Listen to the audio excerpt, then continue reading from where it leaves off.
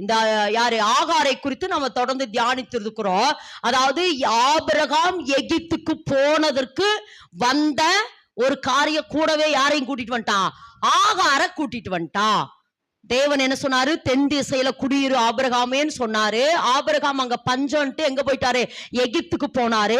எகிப்துக்கு போன ஆபிரகாம் எதையும் கூட்டிட்டு வந்துட்டாரு, யார கூட்டிட்டு வந்துட்டாரு, ஆகாரையும் கூட்டிட்டு வந்துட்டார்.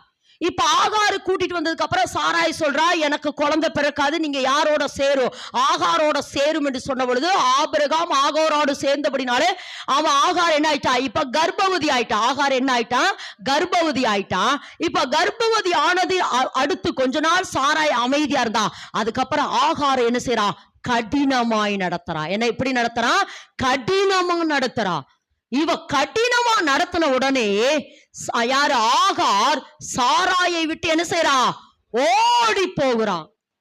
இந்த ஊழியமும் வேண்டாம், இந்த பாதையும் வேண்டாம், இந்த குடும்பமும் வேண்டாம்.